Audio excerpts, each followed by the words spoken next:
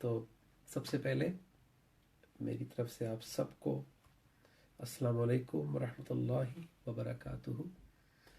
اور یہ اللہ کا احسان ہے کہ وہ بار بار ہمیں موقع دیتا ہے اپنا ذکر کرنے کو. یہ اس کی مہربانی ہے کہ ہم اس قابل ہیں کہ اس کی بات بھی کر سکیں، کیونکہ اگر وہ توفیق نہ دے، اگر وہ قبول نہ کرے ہماری انٹینشن، ہماری نیت، تو ایک لفظ بھی اس کے ذکر کا، اس کی روشنی کا، اس کے کلام کا زبان سے ادا نہیں ہو سکتا. اور زبان سے ادا ہو بھی جائے تو دل کے اندر نہیں جا سکتا، کیونکہ دل کے اندر اس کی مرضی سے جاتا ہے، کیونکہ اس کا کلام پاک ہے اور وہ پاک جگہ پر ہی جاتا ہے. اللہ کا کلام پاک ہے، وہ ناپاک جگہ پر نہیں جاتا. پہلے وہ جگہ کو پاک کرتا ہے، اس نفس کا تزکیہ کرتا ہے، پھر اس کے اندر جاتا ہے، پھر اثر کرتا ہے اس کے اوپر. اسی لیے کبھی کبھی ہم سر پیٹ لیتے ہیں کہ ہم بدل کیوں نہیں رہے ہیں، یا ہم پہ اثر کیوں نہیں ہو رہا ہے، یا آس پاس حالات کیوں نہیں بدل رہے ہیں. ساری عبادات کے باوجود بھی تبدیلی کیوں نہیں آتی، جو کردار کی تبدیلی ہوتی ہے. اس کی وجہ یہی ہوتی ہے کہ نیت 100% نہ ہو تو اللہ کی طرف سے اوکے نہیں ہوتا. اللہ کی طرف سے اوکے نہ ہو، اللہ کی طرف سے گرین سگنل گو ہیڈ نہ ہو تو پھر بہت مشکل ہے. اس لیے اللہ ایک جگہ ایسی ہے جہاں پہ 100% ہونا چاہیے. ہم دنیا میں لاکھ اونچ نیچ کرتے ہیں، لیکن ایک جگہ ایسی ہے جہاں پہ اونچ نیچ، ڈراما، پریٹینس، امپریشن نہیں چلتا. وہاں پہ صرف اور صرف 100% سنسیریٹی، سچ، چاہے کتنے بھی گناہ گار ہوں، کتنے بھی کمزور ہوں، لیکن اللہ کے سامنے ہمیشہ سچ. اپنے آپ کو جاہل ماننا، اپنے آپ کو غافل، اپنے آپ کو گناہ گار ایکسیپٹ کرنا. یہ جو ندامت ہے، یہ جو شرمندگی ہے، یہ پہلی ریکوائرمنٹ ہے توبہ کی. اس کے بعد پھر ہدایت تو بہت دور ہے. پہلے تو انٹری قبول ہو، پہلے تو دروازہ کھلے. پہلے تو آپ دیکھیے، آپ کے گھر پہ بھی بہت سارے لوگ آتے ہوں گے، بہت ساروں کو تو آپ گھر بلاتے ہی نہیں ہیں. باہر کے باہر ہی، آفس میں ہی آپ ڈیل کر لیتے ہیں، فون پہ ڈیل کر لیتے ہیں، ای میل پہ ڈیل کر لیتے ہیں. بہت سارے لوگ آپ کے گیٹ تک آتے ہیں، آپ گیٹ سے ہی ان کو مل کے دروازے تک فارغ کر دیتے ہیں. کچھ لوگوں کو آپ اندر پورچ تک لے آتے ہیں، یا اور کچھ لوگوں کو اپنے لاؤنج کے اندر لے آتے ہیں. اور پھر بہت ہی خاص لوگ ہوتے ہیں جو آپ کے گھر کے اندر فریلی موو کر لیتے ہیں. تو اللہ کے قریب ہونے کے لیے سب سے جو پہلی شرط ہے وہ ندامت، شرمندگی، ماننا کہ میں نے بہت سارے سال ویسٹ کیے، میں نے بہت ساری اپرچونیٹیز ویسٹ کی. میں نے اس کا نام تو لیا لیکن اس کی صفات کو نہیں جانا. میں نے اس کے نام کو تو مانا لیکن اس کے احکامات کو نہیں مانا. میں نے اس کے آگے سجدہ تو کیا لیکن میرے نفس نے سجدہ نہیں کیا، اندر سے ویسا کا ویسا ہی رہا.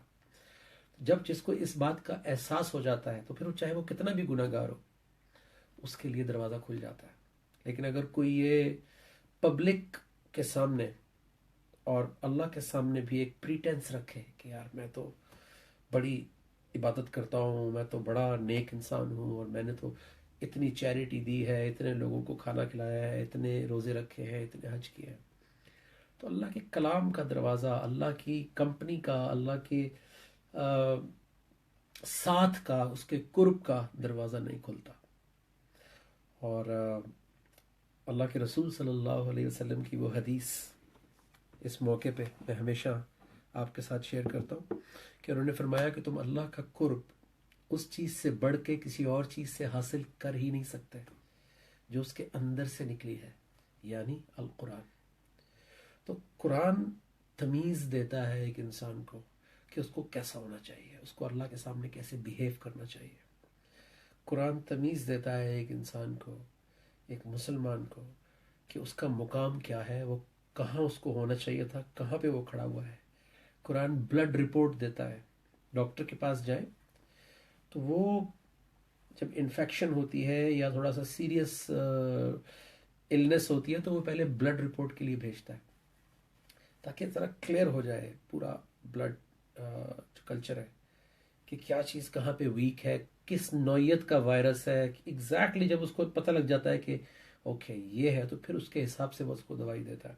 تو اسی طرح قرآن جو ہے وہ کوئی کسی قسم کا، جسے کہتے ہیں نا کسی کونے میں بھی پڑی ہوئی ہو کوئی ہماری ویکنس، ہماری کوئی بری عادت، قرآن اس کو چھوڑتا نہیں ہے بلکہ وہ واضح طور پہ ہمیں دکھا دیتا ہے.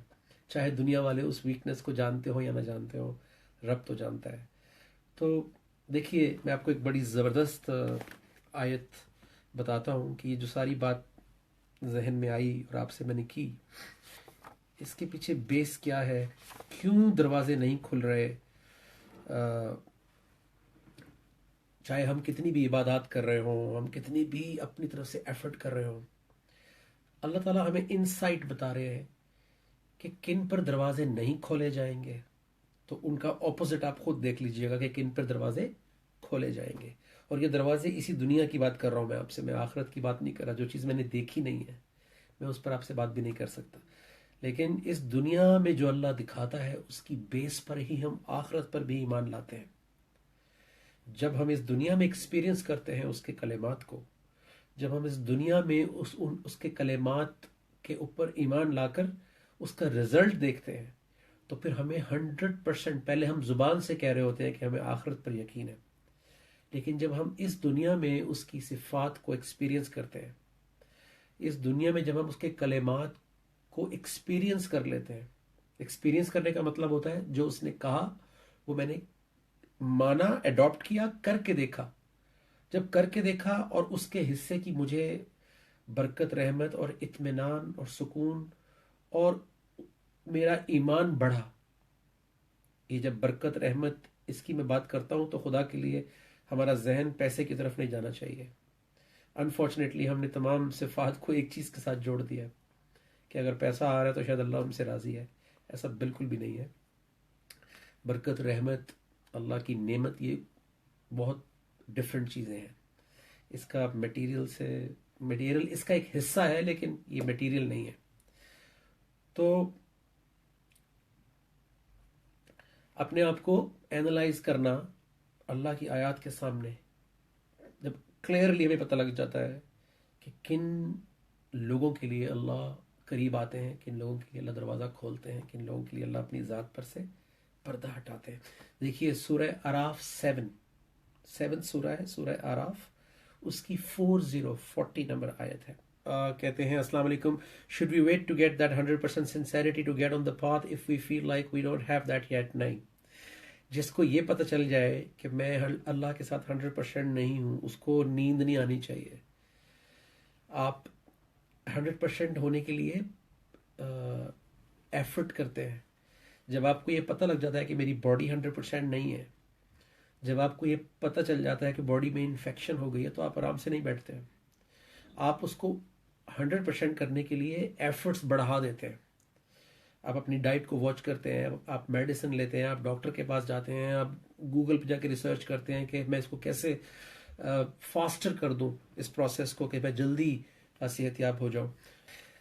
تو یہ پہلے ہم پڑھتے ہیں سورہ اعراف 7 اس کی 40 نمبر آیت کہ کون سے لوگ ہیں جن پر اللہ کے جو اسماء ہیں، اسماء اسم کی جمع بھی ہے، بلندی کو بھی کہتے ہیں، اسماء الحسنہ، یعنی اللہ کی جو صفات ہیں، اللہ کی جو صفات قرآن مجید میں اللہ نے اپنے بارے میں بیان کی ہیں، وہ کب رحمان ہوتے ہیں کسی کے لیے، کب رحیم ہوتے ہیں کسی کے لیے. رب اور رازق تو وہ پورے جہانوں کے ہیں، لیکن جو اس کی باقی صفات ہیں، کیونکہ دیکھیے نا، کچھ صفات تو اس نے تمام انسانیت پر عام کر دی ہیں اپنی، کچھ صفات اس کے قریب ہونے سے پتہ چلتی ہیں، یا کچھ صفات صرف ان کو پتہ چلتی ہیں جو اس کے قریب ہونا شروع ہوتے ہیں. جیسے آپ دیکھیے، لاجیکل سی بات ہے، فطری سی بات ہے کہ آپ بہت سارے لوگوں کو دنیا میں ملتے ہیں، سب آپ کی تمام صفات نہیں جانتے ہیں. جو آپ کی صفات آپ کا بیٹا، آپ کا بھائی، آپ کے والدین، آپ کی اولاد، آپ کے قریبی لوگ جانتے ہیں وہ صفات. ایک باہر والے آفس کے لوگ، کاروبار کے لوگ، اسٹریٹ پہ چلتے ہوئے لوگ، ایون کہ نیبرز جو دور پار کے ہوتے ہیں لوگ، آپ کی اسٹریٹ پہ بھی رہتے ہیں، وہ بھی تمام صفات سے واقف نہیں ہوتے. ہاں، آپ کے نیکسٹ ڈور نیبرز جو ہیں، ہمسائے جو ہیں، وہ پھر بھی کمپیریٹیولی زیادہ آپ کو قریب سے دیکھ سکتے ہیں کہ اس کا اٹھنا بیٹھنا، چلنا پھرنا، انٹریکشنز، گھر میں سے پلیٹیں ٹوٹنے کی آواز تو نہیں آ رہی، آپس میں لڑ جھگڑ تو نہیں رہے، تو ان کو زیادہ قریبی انسائٹ ہوتی ہے. جتنا آپ قریب ہوتے ہیں کسی انسان کے بھی، اتنا اس کو آپ قریب سے دیکھتے ہیں. تو ہم تو رب العزت، اس کائنات کے خالق و مالک کی بات کر رہے ہیں، تو ہماری کئی عمریں بھی گزر جائیں تو ہم اس کو پوری طرح نہیں جان سکتے. وہ قرآن مجید میں سورہ الانعام میں آیت نمبر 103 میں اللہ تعالیٰ فرماتے ہیں کہ لا تدرک الابصار، تمہارے جو ابصار ہیں، تمہاری جو سائٹ ہے، تمہارا جو دیکھنے کی صلاحیت ہے، لا تدرک یہ وہی ورڈ ہے جو ہم اردو میں یوز کرتے ہیں، ادراک، کہ تم کمپریہینڈ ہی نہیں کر سکتے. تمہاری جو سائٹ ہے وہ کمپریہینڈ ہی نہیں کر سکتی اللہ کو. یعنی ہم کبھی کبھی فار گرانٹیڈ لے لیتے ہیں، اللہ مالک ہے، ہمیں اندازہ ہی نہیں ہوتا کہ ہم کتنی بڑی ذات کو اتنا کیجولی ہم بیان کر جاتے ہیں، یا اس کو لے لیتے ہیں، ایزی لے لیتے ہیں، کیونکہ ہم واقف نہیں ہوتے اس کی صفات کے ساتھ. ہمیں اندازہ نہیں ہے کہ ہم کس کے ساتھ ڈیل کر رہے ہیں. تو قرآن ہمیں تھوڑا تھوڑا ہمیں تمیز دیتا ہے کہ تمہارا مالک ہے کون اور تمہارا مقام کیا ہے. تم ایسے بات کرتے ہو اللہ کے بارے میں جیسے پالیٹکس کے بارے میں بات کر رہے ہو، جیسے اپنے کسی دوست کے بارے میں بات کر رہے ہو، جیسے آپ کسی ایسے ہی، جبکہ جن کی ہم عزت کرتے ہیں، اپنے والدین ہو گئے یا کوئی بھی ہمارے اساتذہ ہو گئے، ہم سوچ سمجھ کے ان کے بارے میں بات کرتے ہیں. تو جب ہم اللہ کی ذات کے بارے میں بات کریں تو ہماری کوشش یہ ہونی چاہیے کہ ہم جتنا اس کو جانتے ہیں، اس کے جتنا اس نے ہمیں بتایا اپنے بارے میں. ایک تو سنایا جانتے ہیں ہم اللہ کے بارے میں، اس کے دین کے بارے میں. ایک جو اللہ نے خود اپنے کلمات سے، اللہ کے رسول صلی اللہ علیہ وسلم کے ذریعے جو خود وہ اپنے آپ کو بیان کر رہا ہے کہ اس کو کیا پسند ہے اور ناپسند ہے. اس کی صفات، اپنی صفات جو وہ خود بتا رہا ہے اپنے خاص لوگوں کو، جو تدبر کرتے ہیں اس کی ذات میں، جو تدبر کرتے ہیں اس کے کلام میں. تو وہ زمین اور آسمان کا فرق ہے. تو اللہ تعالیٰ فرماتے ہیں لا تدرک الابصار، تمہارے جو ابصار ہیں، تمہاری جو دیکھنے کی صلاحیت ہے، تمہاری جو کمپریہنشن ہے، تمہاری جو انڈرسٹینڈنگ ہے، وہ اللہ کا ادراک ہی نہیں کر سکتی. You are not good enough. مطلب اس جو کائنات جتنی ہم جان چکے ہیں، جتنی سائنس کائنات جان چکی ہے، وہ بھی ہمارے آنکھوں کے اندر نہیں آ سکتی، سما سکتی. بلینز اور ٹریلینز کے حساب سے جو گیلیکسیز ہیں اور پلانٹس ہیں، جہاں تک سائنس ابھی تک جان پائی ہے، دیکھ نہیں پائی ہے، صرف جان پائی ہے. ایزمپشنز ہیں بہت ساری. جتنی ایزمپشنز سی کے بارے میں ہیں، اوشنز کے بارے میں، ہم دیکھ نہیں پائے ہیں ابھی. ایزمپشنز ہیں کہ یار اتنا ڈیپ ہے، وہاں جانے کی ابھی صلاحیت نہیں ہے. لا تدرک الابصار، تمہارے ابصار جو ہیں اللہ کو کمپریہینڈ نہیں کر سکتے. وہو یدرک الابصار، وہ تمہارے ابصار کو، یہ غور سے سنیے، وہ ہمارے دیکھنے کی صلاحیت کو تھوڑا کمپریہنشن دیتا ہے، وہ فہم دیتا ہے اس کو سمجھنے کا، اپنے آپ کو سمجھنے کا. وہ ہمیں فہم دے رہا ہے کہ سمجھو مجھے. کہہ رہا تمہارے پاس دیکھنے کی صلاحیت نہیں ہے اللہ کو، اللہ کا ادراک کرنے کی، اس کو سمجھنے کی، اس کی ذات کو. اللہ تھوڑا کر کے ادراک دیتا ہے ہمیں کہ ہم اس کو دیکھ سکیں. دیکھنے سے مطلب سمجھ سکیں، دیکھیں گے کیا ہم اللہ کو.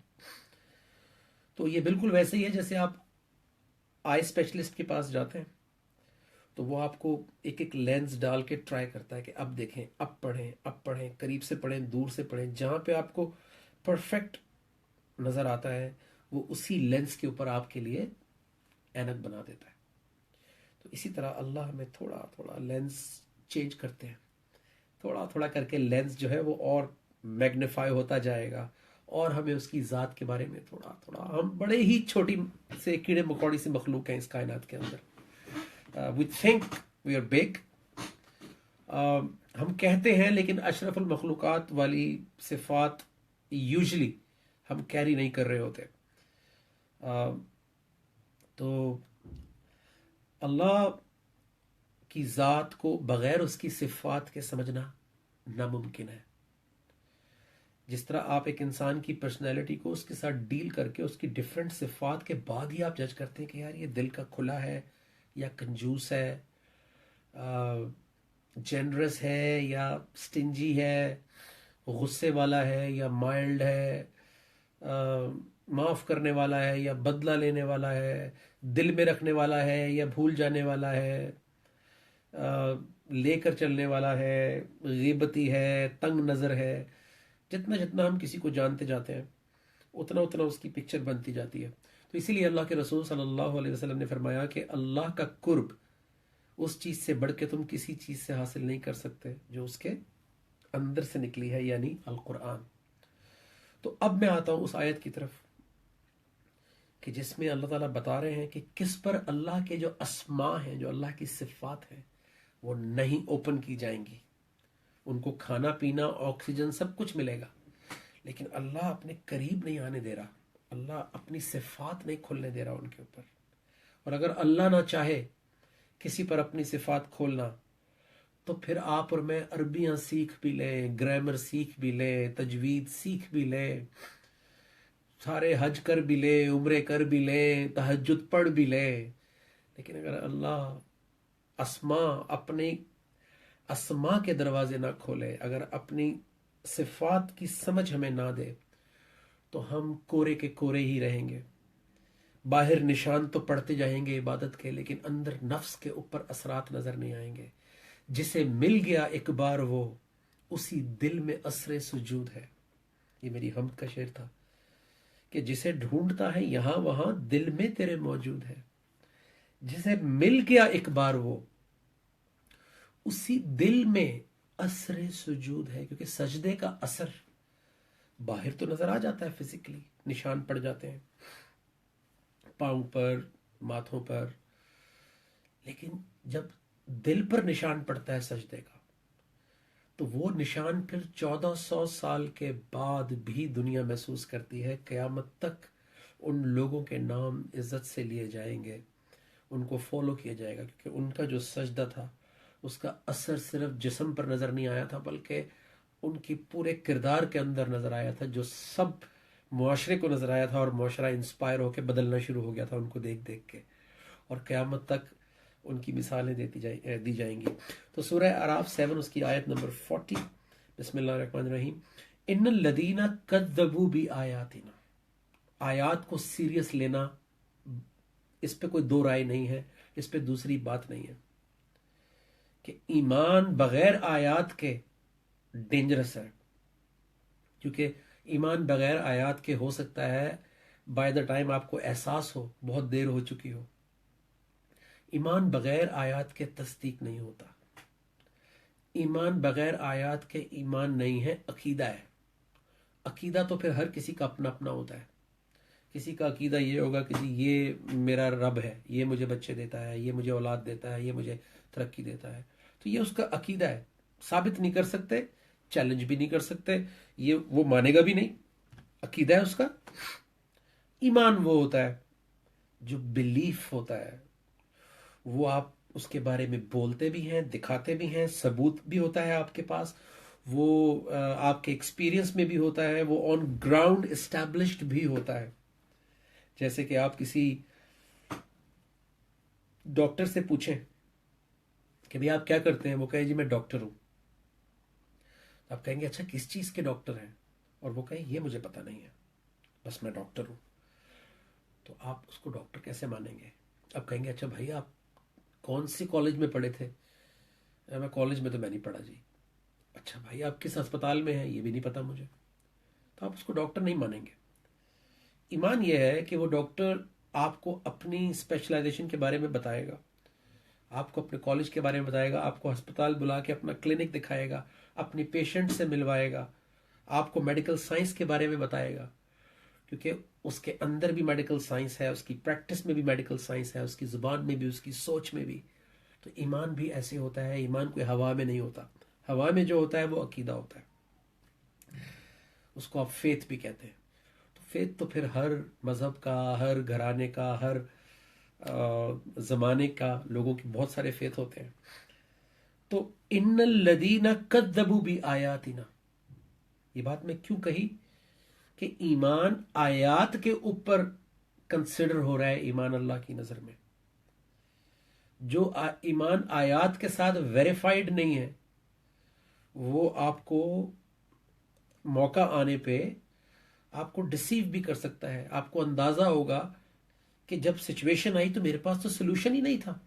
کیونکہ جس کے پاس ایمان آیات کے ساتھ ہوگا، جب سچویشن آئے گی، امتحان آئے گا، تو وہ آیات کے مطابق ایکٹ کرے گا، وہ آیات کے مطابق ڈیل کرے گا، وہ آیات کے مطابق کر کے دکھائے گا اس ٹائم پہ کہ ایک ایمان والے کو کیسے بیہیو کرنا ہے ان حالات میں. جس کا صرف زبانی ہوگا وہ پھنس جائے گا، وہ کھل جائے گا، ایکسپوز ہو جائے گا کہ بھائی یہ جب ٹائم آیا تو ان کا ایمان تو نظر ہی نہیں آیا. یہ کیسا ایمان تھا کہ جب ٹائم آیا تو ان کے پاس نہ سلوشن ہے، نہ ہدایت ہے، نہ کوئی انسٹرکشنز ہیں، نہ کوئی حل ہے اس مسئلے کا. تو جب آیات کے ساتھ ایمان لایا جاتا ہے تو اللہ کے رسول صلی اللہ علیہ وسلم کو اللہ نے انکمپلیٹ دین نہیں دیا، نعوذ باللہ. تو پھر ہر سچویشن کا آپ کے پاس پہلے سے سلوشن بھی ہوتا ہے، آپ کا اس پر ایمان بھی ہوتا ہے، اور موقع آنے پہ وہ ایمان اور بڑھ جاتا ہے. اس آیت میں اللہ تعالیٰ کہہ رہے ہیں کہ ان الذین کذبوا بآیاتنا، جنہوں نے آیات کو جھٹلا دیا، جنہوں نے آیات کو، تکذیب کا مطلب ہوتا ہے پریکٹیکلی ڈینائی کرنا، کسی چیز کو جان کر، مان کر اس کو پریکٹیکلی ڈینائی کر دینا. یہ زبان سے ڈینائی کرنے کی بات نہیں ہو رہی، یہ پریکٹیکلی ڈینائی کرنے کی بات ہو رہی ہے. یعنی اللہ کا حکم ہے غیبت نہیں کرو، اللہ کا حکم ہے بہتان نہیں لگاؤ، اللہ کا حکم ہے کسی کا مذاق نہیں اڑاؤ، اللہ کا حکم ہے کہ کسی کا مال نہیں کھاؤ، اللہ کا حکم ہے کہ رشوت کسی سے نہ لو، اللہ کا حکم ہے کسی پر ظلم نہیں کرو، اللہ کا حکم ہے کہ جو کہو وہ کرو، کمٹمنٹ پوری کرو، وعدہ پورا کرو، والدین پر احسان کرو، عورتوں کے ان کے حقوق دو، بیوی کے، ہسبینڈ کے، بچوں کے، سب کے رائٹس، اپنے اپنے جو رائٹس اللہ نے رکھے ہیں وہ پورے کرو. جب میں پریکٹیکلی، چاہے میرا نام مسلمان ہو، کلمہ بھی پڑھتا ہوں، نماز بھی پڑھتا ہوں، عمرہ حج بھی کرتا ہوں، روزے بھی رکھتا ہوں، لیکن جب میں پریکٹیکلی یہ اعمال نہیں کر رہا ہوں گا تو ان آیات کو میں پریکٹیکلی جھٹلا رہا ہوں. زبان سے نہیں جھٹلا رہا، زبان سے میں چوم رہا ہوں قرآن کو، اس کی عزت کر رہا ہوں، اوپر رکھ رہا ہوں، لیکن اپنی زندگی میں وہ آیات میں صبح شام وائلیٹ کر رہا ہوں. اس کو کہتے ہیں تکذیب کرنا. تو جو لوگ تکذیب کرتے ہیں آیات کی، جو لوگ پریکٹیکلی وائلیٹ کرتے ہیں آیات کو، وَاسْتَكْبَرُوا عَنْهَا، اور صرف وائلیٹ نہیں کرتے، ان پر تکبر بھی دکھاتے ہیں، اس پہ ایروگنس بھی ہوتی ہے. یعنی وہ اتنے ایروگنٹ ہیں کہ وہ آیات کو وائلیٹ کرنا کوئی بڑی بات ہی نہیں سمجھ رہے، اتنی ایروگنس ہے ان کے اندر. کیونکہ ایک خوف خدا جس کے اندر ہوتا ہے، ایسا نہیں کہ گناہگار تو ہم سب ہیں، لیکن جس کے اندر خوف خدا ہوتا ہے، جس کو جب آپ احساس دلاتے ہو، وہ جب اللہ کی آیت کو سنتا ہے تو وہ نرم ہو جاتا ہے، وہ اللہ سے معافی مانگ لیتا ہے، وہ جھک جاتا ہے، وہ لرزنے لگتا ہے، اس کو اپنی غلطی کا احساس ہو جاتا ہے. لیکن آپ کو زندگی میں بہت دفعہ ایکسپیرینس ہوں گے، بہت دفعہ آپ کو ایسی سچویشن نظر آئیں گی، ایسے لوگ نظر آئیں گے کہ جو پکڑے جانے کے باوجود، گناہ واضح ہو جانے کے باوجود، غلطی واضح جانے کے باوجود اس کے اوپر سٹینڈ لے لیتے ہیں. جیسے کہ شیطان نے سٹینڈ لیا تھا کہ میں اس سے بہتر ہوں، میرے ساتھ ایسا کیوں، وائی می. وہ خود وکٹم بھی بن جاتے ہیں، اپنی غلطی دیکھنے کی بجائے خود وکٹم بن جاتے ہیں. اور ایروگنس ہوتی ہے اللہ کے احکامات کو کے نیچے اپنے آپ کو رکھنے کی بجائے اپنے آپ کو ان سے اوپر لے آتے ہیں، کہ جیسے اللہ کے لاز اور اللہ کا دین ان پر اپلائی نہیں ہوتا.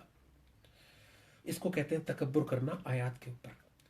تو اللہ تعالیٰ کہہ رہے ہیں لا تفتح لهم ابواب السماء، تو ایسے لوگوں کے اوپر بلندیوں کے یا اسماء کے، اللہ کی صفات کے دروازے نہیں کھولے جائیں گے. تو میرے لیے کیا اس کے اندر میسج ہے؟ میرے اندر میسج یہ ہے کہ مجھے ہر وقت جھکنے کے لیے تیار رہنا چاہیے، اپنی غلطی ماننے کے لیے تیار رہنا چاہیے، سیکھنے کے لیے تیار رہنا چاہیے. مجھے امپریشن میں، بھرم میں بہت نیک ہوں، پبلک لائسنس کے چکر میں نہیں رہنا چاہیے کہ لوگ میری اللہ کے احکامات کے ساتھ آپ ہوتے ہیں تو اللہ آپ ہی کو ہمیشہ عزت بھی دلواتا ہے اور غالب بھی کرتا ہے سچویشنز کے اندر. تو جو پریکٹیکلی جھٹلائیں گے آیات کو، اگر میں پریکٹیکلی ڈینائی کروں گا آیات کو، اللہ کے احکامات کو، پہلی بات تو یہ کہ جانوں گا تو پتہ چلے گا نا کہ میں جھٹلا رہا ہوں یا نہیں جھٹلا رہا، یا میرے عمل میں ہے. اگر میں جانوں گا ہی نہیں تو زیادہ چانسز ہیں میرے پھنسنے کے، کیونکہ اگنورینس کہتے ہیں ignorance is not an excuse in the code of law. آپ کو پولیس روک لے تو آپ پولیس سے کہیں مجھے تو پتہ ہی نہیں تھا کہ ڈبل سواری منع ہے، تو اس کا مطلب یہ نہیں ہے کہ لا قانون آپ کو چھوڑ دے گا کیونکہ آپ کو پتہ نہیں تھا.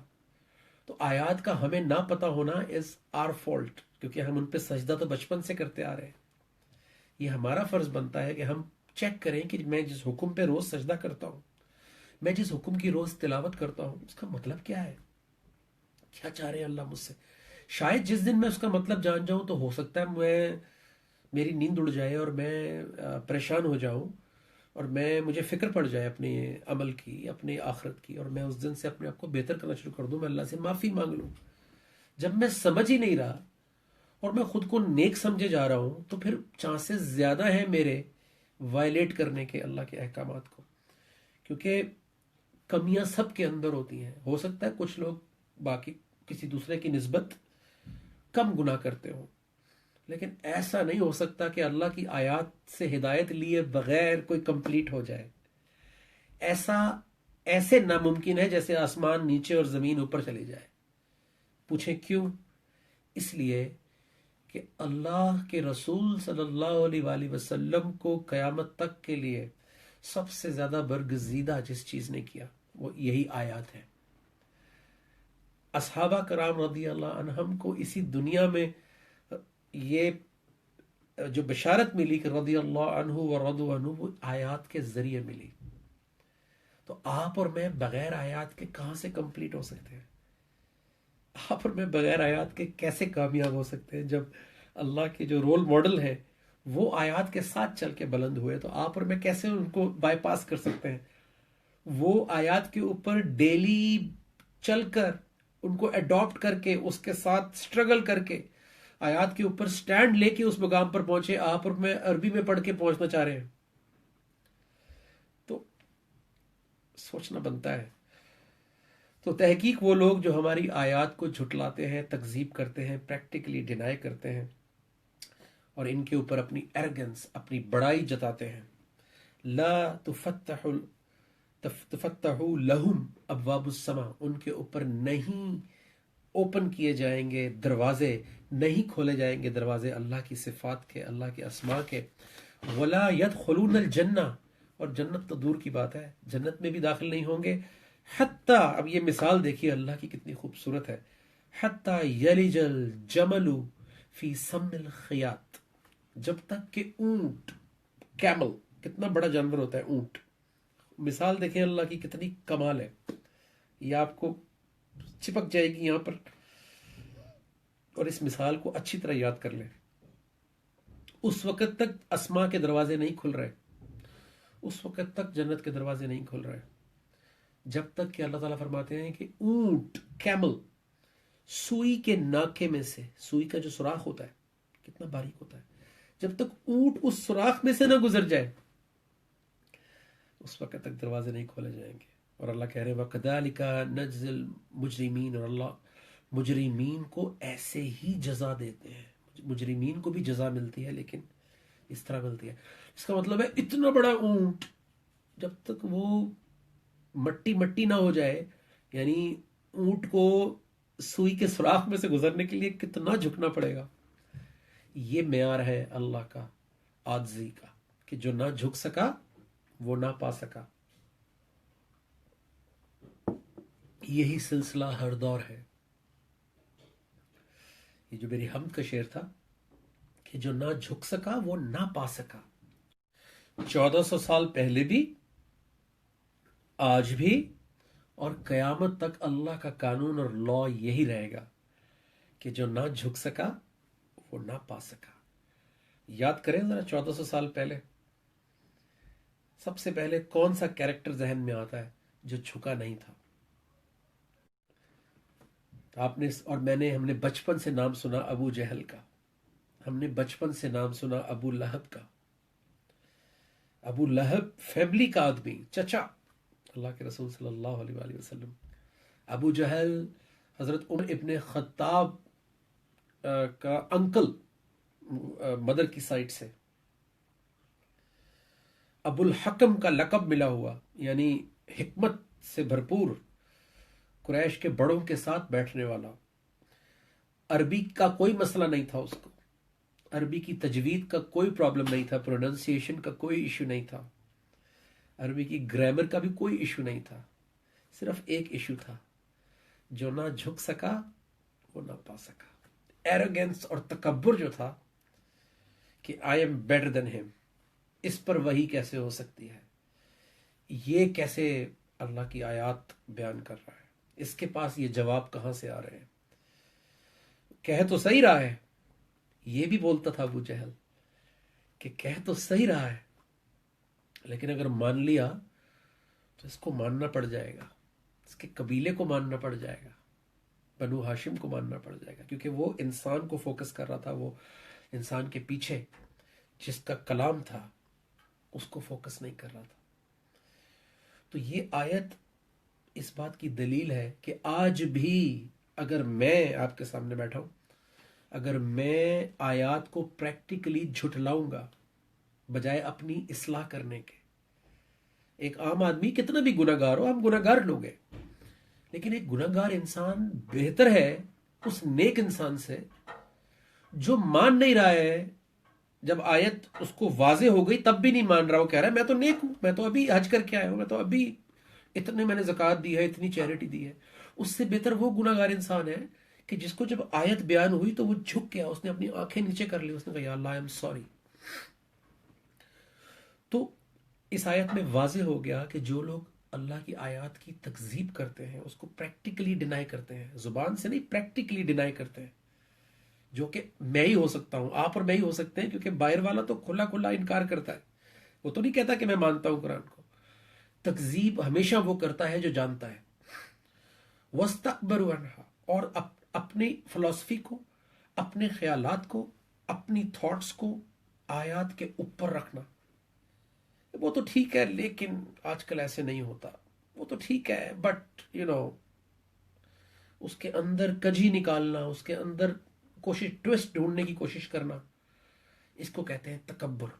اپنے آپ کو زیادہ سمارٹ سمجھنا اللہ سے، نعوذ باللہ. تو جب تکبر کریں گے تو اللہ تعالیٰ کہہ رہے ہیں لا تفتحوا ابواب السماء. تو پھر اللہ کی جو صفات ہیں، جو خاص صفات ہیں اس کی، جو اس کے قریب آنے سے پتہ لگتی ہیں، جیسے میں نے بڑی لمبی مثال دی تھی آپ کو، کسی انسان کے قریب جاتے ہیں تو اس کی ایکچول صفات کا پتہ چلتا ہے. اسی طرح اللہ کی ان صفات سے، اللہ کے ایک عظیم اسماء سے، اسماء الحسنہ سے، ہم اس کی جسے کہتے ہیں نا ایک ملی میٹر، اس کا ایک ذرہ بھی سمجھنے کے سے ہم قاصر رہیں گے اگر ہم نے ایروگنس دکھائی اللہ کی آیات کے سامنے، یا ہم نے اس کو وائلیٹ کیا اور اپنے خیالات کو بہتر سمجھا. اپنے سنا سنایا ہوا دین، اپنا سنا سنایا ہوا آباء و اجداد کے خیالات، ہر دور میں 1400 سال پہلے بھی، آج بھی 15 سال ہو گئے اس کوشش میں کہ اللہ کا دین پہلے سے زیادہ سمجھ میں آئے، اللہ کی رضا ملے. تو ان 15 سالوں میں بھی بہت دفعہ ایسا ہوا کہ بہت سارے لوگ ایسے ملے کہ وہ اپنے خیالات میں، اپنے فلسفے میں، جو ان کو اپنے بڑوں سے ملا تھا، اتنا ریجڈ ہو چکے تھے کہ انہوں نے آیات جب سنی تو ان کو لگا کہ آپ ہی غلط بتا رہے ہو. انہوں نے قرآن کو پہ بھی شک کرنا شروع کر دیا. قرآن پہ تو کوئی شک نہیں کرتا، آپ پہ کرتے ہیں، انسان کو شک کرتے ہیں. اللہ کے سامنے لکھا ہوا ہوتا ہے، آپ کو اپنی چیز بنا کے تو لا نہیں سکتے قرآن کے ساتھ، یہ ممکن ہی نہیں ہے. جو اپنی بات کرتا ہے وہ قرآن بند کر کے کرتا ہے، یاد رکھیے، یہ ایک آپ نوٹ کر لیجئے کہ اپنا فلسفہ، اپنے خیالات، اپنا مرضی کا دین، وہ ہمیشہ قرآن بند کر کے ہی دیا جا سکتا ہے. جب قرآن کھلتا ہے تو آپ کی اور میری مرضی کی بات نہیں ہوتی، پھر حق بات ہوتی ہے، اور اس کو ہمیں برداشت کرنا چاہیے. اس کے آئینے میں اپنے آپ کو دیکھ کر اپنی اصلاح کر لینی چاہیے. یہی ایک انسان کو زیب دیتا ہے. تو لیکن ایسے بہت دفعہ ایسے ایکسپیرینسز ہوئے کہ وہ اپنے خیالات ان کے اتنے پکے ہو چکے تھے کہ انہوں نے ان خیالات کو ریویو کرنے کی بجائے، دوبارہ چیک کرنے کی بجائے، آپ پہ ہی شک شروع کر دیا کہ یہ کوئی اپنا ترجمہ بنا کے لے آئے ہوں گے، شاید یہ اپنا کوئی مطلب نکال رہے ہیں. حالانکہ جب قرآن مجید کہتا ہے کہ یا ایھا الذین آمنوا، اے وہ لوگوں جو ایمان لائے ہو، تم وہ کیوں کہتے ہو جو کرتے نہیں؟ اے وہ لوگوں جو ایمان لائے ہو، تم میں سے کوئی دوسرے کا مذاق نہ اڑائے، شاید وہ تم سے بہتر ہو. کسی کو برے القاب سے نہیں پکارو، کسی کی غیبت نہیں کرو، کسی پر بہتان نہیں لگاؤ. ان باتوں کو سمجھنے کے لیے کون سی ڈگریز چاہیے؟ ان بیسک اللہ کے احکامات کو سمجھنے کے لیے کون سی گرامر چاہیے؟ ان بیسک احکامات کو سمجھنے کے لیے کون سے کوئی وہ آپ کو کورسز چاہیے؟ صرف سننا ہے، پڑھنا ہے، کنفرم کرنا ہے اور عمل کرنا ہے. اتنا آسان ہے قرآن. تو اللہ تعالیٰ نے ہمیں یہ توفیق دی ہے. آپ ماشاءاللہ ہر ویک آپ ساتھ ہوتے ہیں اور اتنے انٹرسٹ کے ساتھ آپ سن رہے ہیں، سمجھ رہے ہیں، تو اس کا مطلب ہے اللہ نے ہم پہ مہربانی کر دی ہے نا. تو اس لیے اب میں یہ کہتا ہوا بھی نہیں اچھا لگتا کہ اللہ توفیق دے، کیونکہ وہ توفیق دے چکا ہے. اب ہمیں توفیق دینی ہے اپنے آپ کو کہ کہیں میں دیکھ کے بھی سچ کو آنکھیں نہ پھیر لوں، منہ اس طرف نہ کر لوں. تو اللہ ہمیں قائم رکھے اور ہم بھی قائم رہیں.